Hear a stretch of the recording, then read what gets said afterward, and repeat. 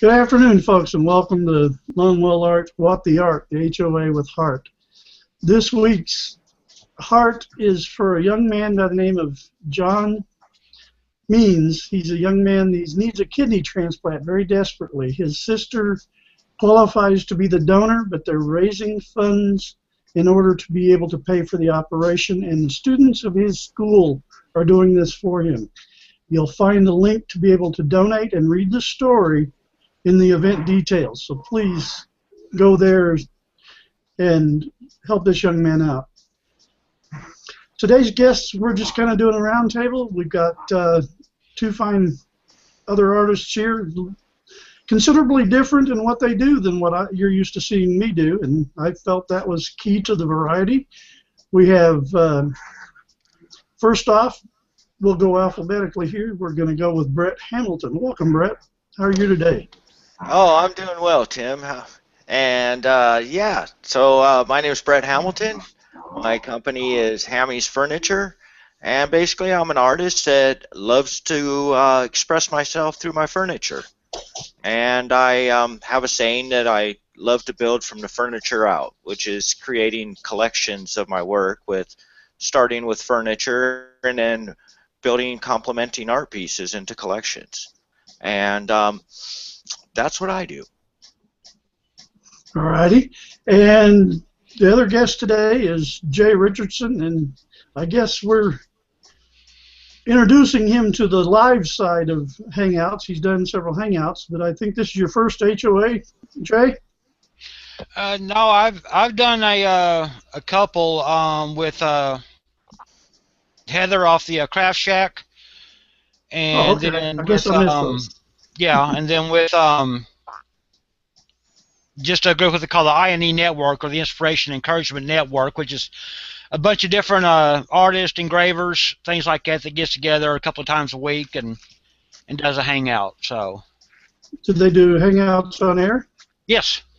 I know Heather does. I didn't know about the Artist Collective. I'll have to get more information about that from you, and we maybe drop something in the comment stream so that other viewers can check it out in case there's other there will be one tonight, 8 o'clock our time. Okay. Why don't you tell people a little bit about Jay and what Jay does? Yeah, my name's Jay Richardson. I'm kind of like Tim. I'm a fellow Okie, so I'm on the western side of the state. My little company is called RWW Engraving. I do custom hand-done engraving from anywhere from glasswork, woodwork, all the way to custom motorcycles and cars and trucks. So, fantastic. You know, I've seen some of Jay's work, and we're going to get him to show us some of that here in a little while.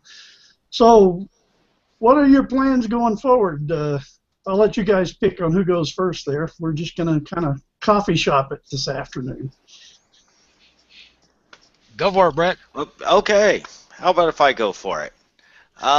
Plans going forward. I think since it's kind of at the end of the years for me, I normally kind of look back and see, I don't know if you want to call it diagnostics or just kind of, you know, go by feel kind of what I want to do based on what I've done this last year, or if there's any kind of changes I want to do.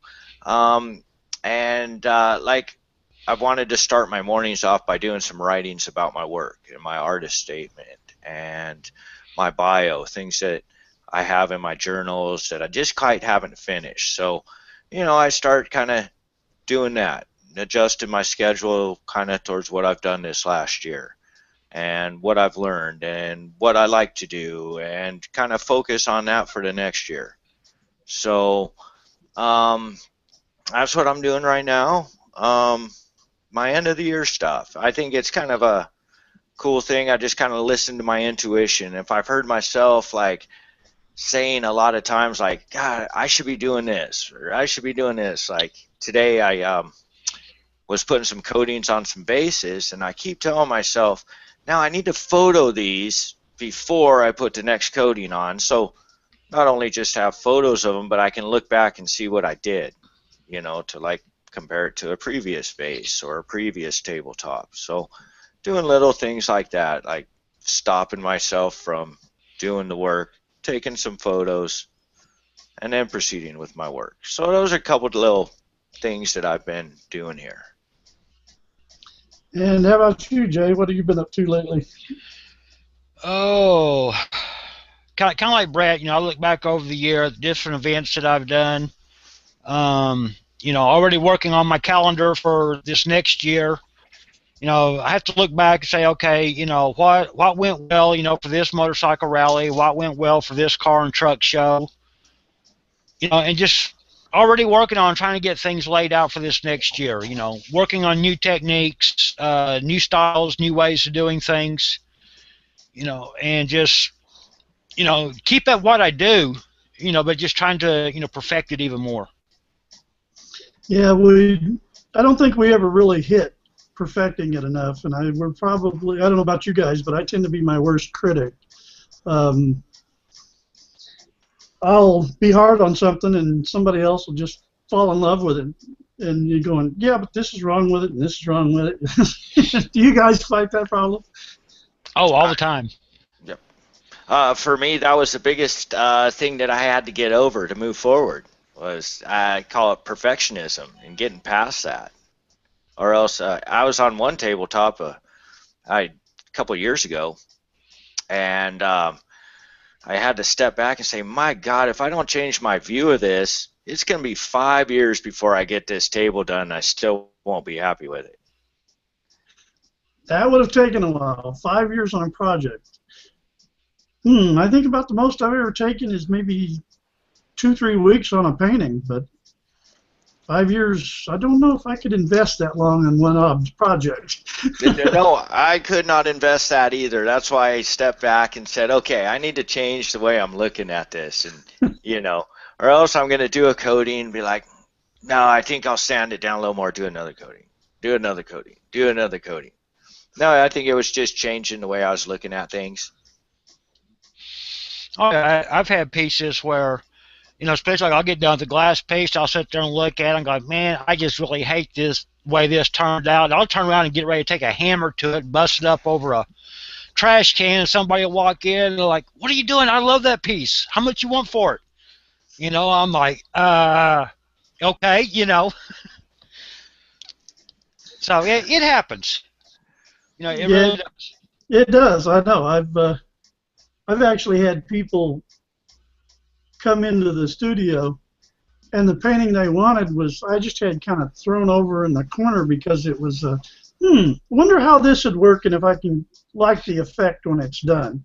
And then I just put it over there out of the way. It wasn't really for sale. It was just, and they come in and, oh, I want that one. That's the one I gotta have.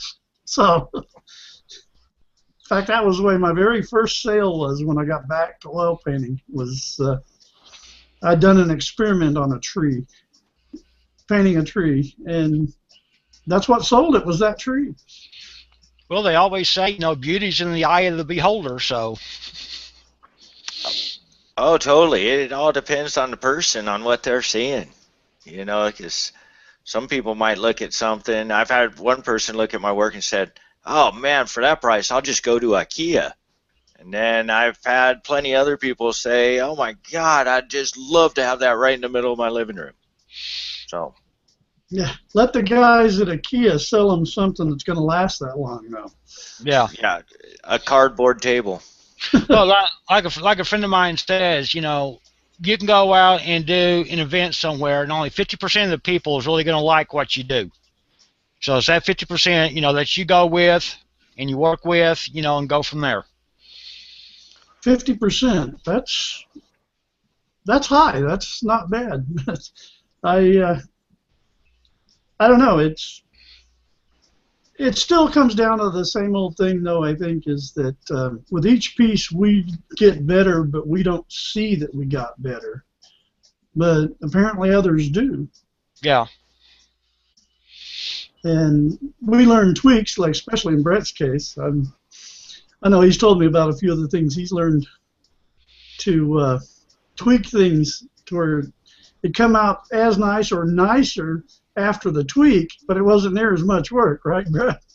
Oh yes, I think that's half the battle. Is I used to have to sand and sand and sand in between coats, and then I started learning how to put them on a little thinner to do different tweaks to it, as you said. So where then I was just spending a few minutes sanding, and I was like, okay, I like that, because I was getting to a point where I hated sanding. You're ready to quit just because of the sanding nightmare, sure. Like, oh my God, I can't do it any longer.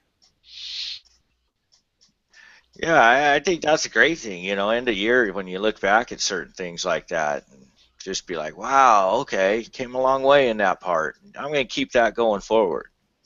So I'm going to point something out. that's, I don't know if our viewers have noticed this or not, but if you'll watch in the back of Brett's background back there, to his right, to his left, and right behind him there are all pieces of his work. yeah, I have a couple genie tables right behind me. And I have over in the far corner back there all the it's my little bonsai tree farm, or my greenhouse, however you want to call it. Um, and let's see, this is my studio.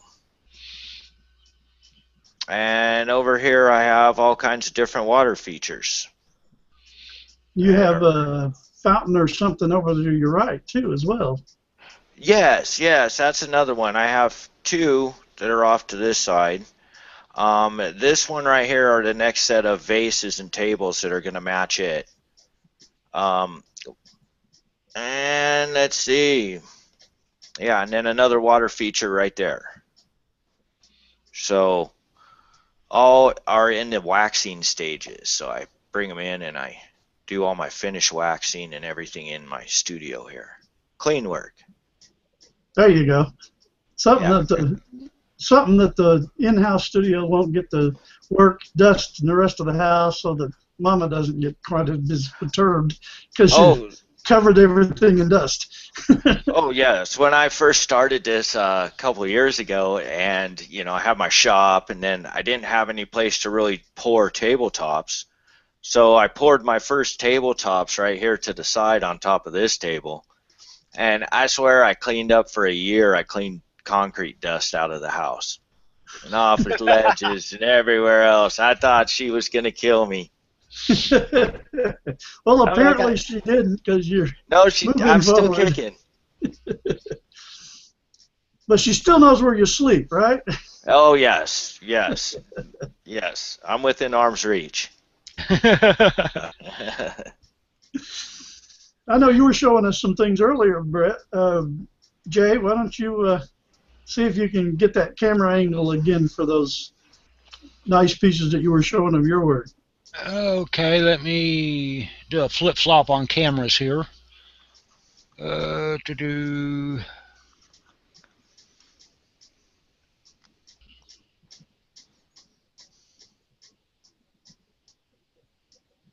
we go. I think I got the... Yeah, well, it looks like it. We lost Jay. We've got a gray background now. So Yeah. there we go. This is a little piece that I'm starting to work on. It's about a 5x5 piece of 1/4-inch glass.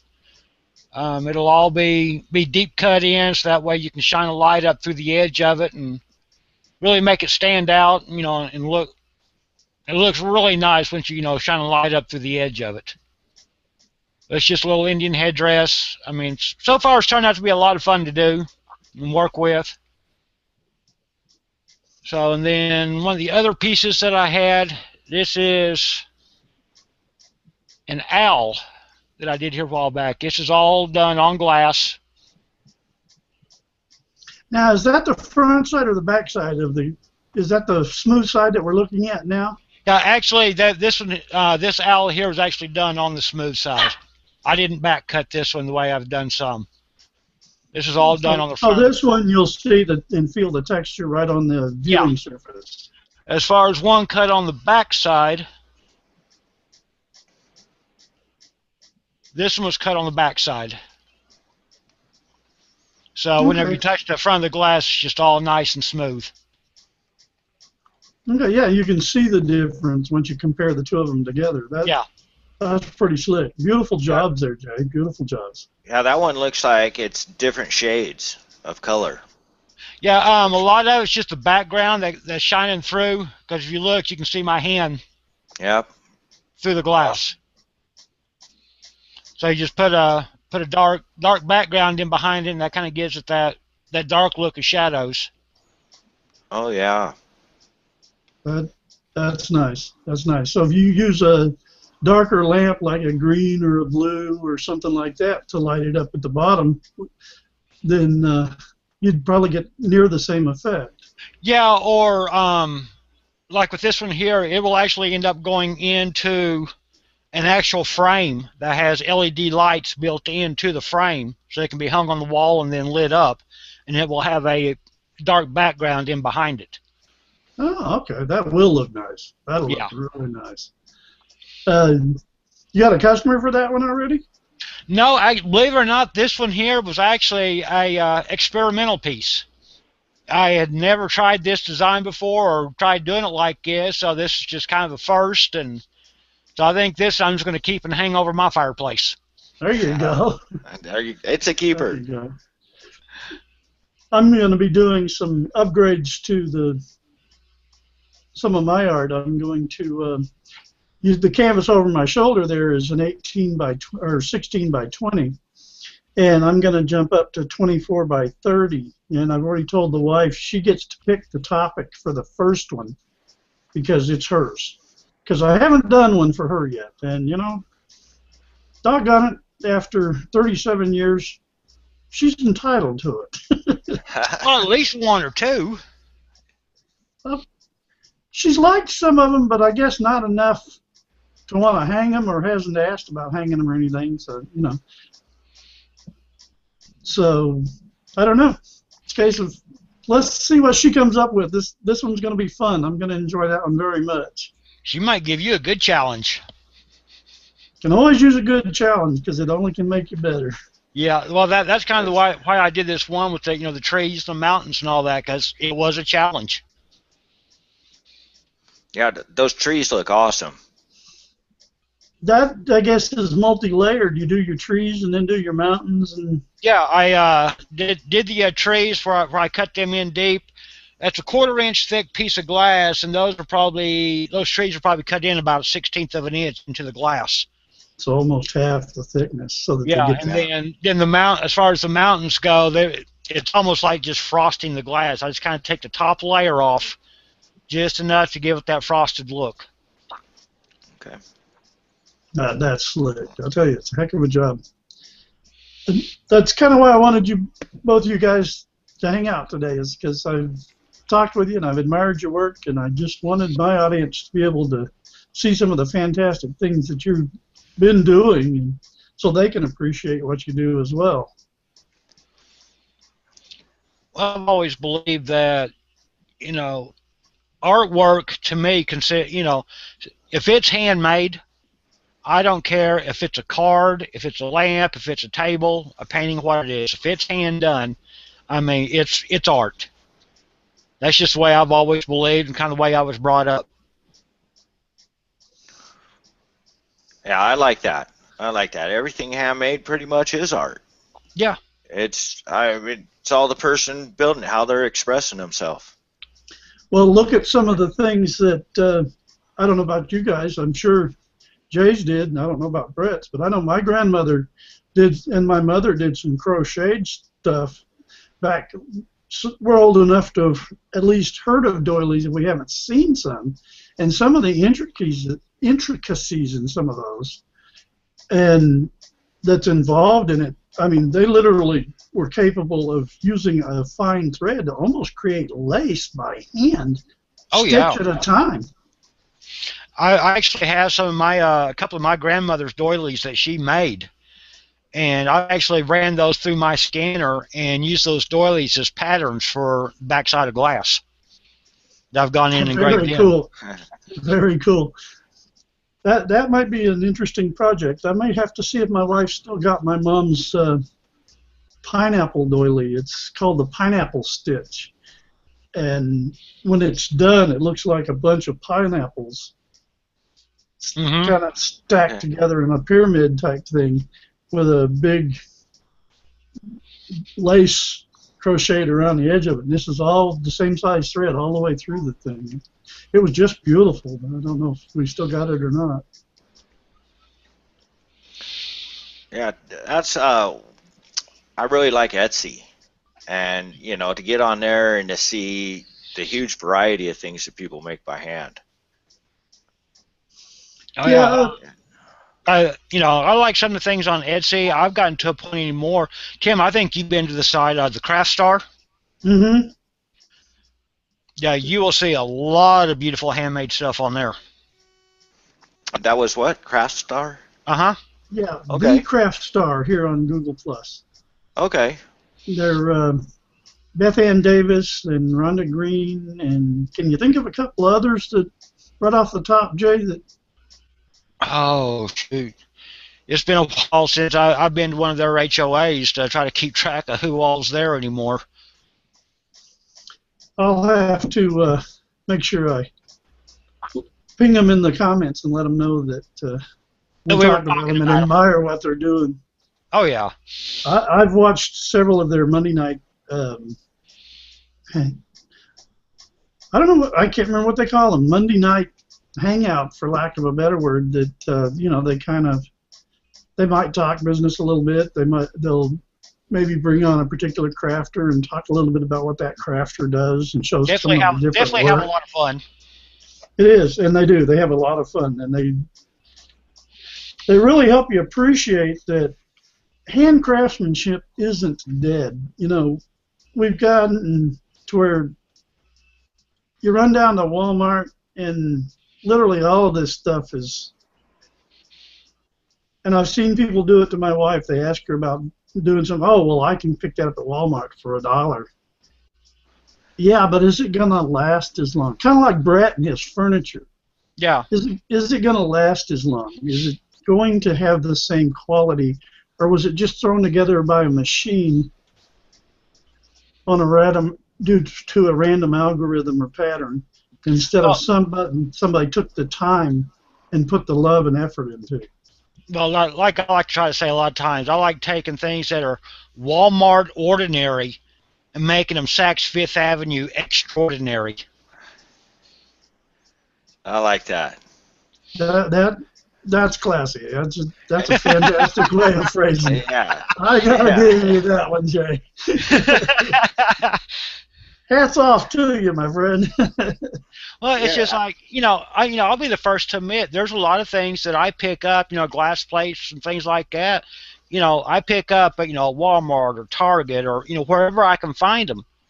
And then by the time I get done with them, doing a custom engraving on them or whatever, it doesn't even look like the same thing I picked up. Yeah, I know recently you and I were having chats about my son's art, and you mentioned that what you're doing would be something good for him to get into, especially since we don't really see too much of that around over here on this side of the state. So, well, you don't see too much around this side of the state either. So, so it would be, and it's an expression of art that I think is personally undervalued in the quality of what it takes. I've admired people that work with glass of any kind for ages. And engraving has gotten to where it's mostly all done by machine, and which to a large extent can preclude some creativity because it's mass produced. Everybody's got the same thing. Whereas with custom engraving like you do, or custom tables like Brett does, they're something that's specifically special to that individual. Mm-hmm. Because maybe it's something that you did touched a memory or holds a special place in their mind or heart or brings a memory of a loved one. There's so many variables that custom handmade art can provide that mass production is never going to match. It just can't happen. Oh yeah, well, just like as an example, last year I had a gentleman that called me up. Several years ago he had written a poem for his wife, and he was wanting to get that put on the glass and give it to her as a Christmas present. Mind you, this is a week before Christmas last year. Nothing like last minute orders. Yeah. Well, he took it to one place, and they said, yeah, we could do it. You know, here's your 4 or 5 fonts that you can choose from. It's 55 cents a letter, and it'll take us 3 weeks to get it done. Yeah, but okay, I want first it of next all, you're week. getting a full sheet of notebook paper that he has handwritten. So you're talking a lot of letters at 55 cents a letter. Oh, yeah. A week before Christmas, so 2 to 3 weeks ain't going to do it. And he only had 4 or 5 fonts, that he could choose from. Well, he found out about me somehow, and he brought it to me. And I told him, fine, no problem, give me 2 hours, I can have it done. And he goes, well, do you have a nice font that you can really make it look good in? I said, yeah, that's not a problem. I said, by the way, what's your wife's favorite color? And he told me her favorite color. What I did was I took his poem, scanned it in so I could, clean it up and have a good copy to work off of. I duplicated his handwriting all the way down to his signature on that poem over onto a piece of glass. Backfilled all the letters with his wife's favorite color, and then flipped it over and put a rose on the back side of the glass. Put it back in the frame and gave it back to him about 2 hours later. See, and now that's the kind of custom art that mass production just can't match. No. They can't touch it. They don't want to touch it. It's not in their money-making interest to touch it. Well, especially being able to take something, that's so personal, like, a love poem that somebody wrote to their wives, and, duplicate their handwriting where it looks like they wrote it on that piece of glass for them. Yeah, and that just makes it that much more cherishable and that much more a work of art. And so, yeah, I can see where that would really be a definite advantage to custom engraving. In fact, I was talking to Brett the other day. We was talking about this artwork that I'm working on for a etching into a headstone.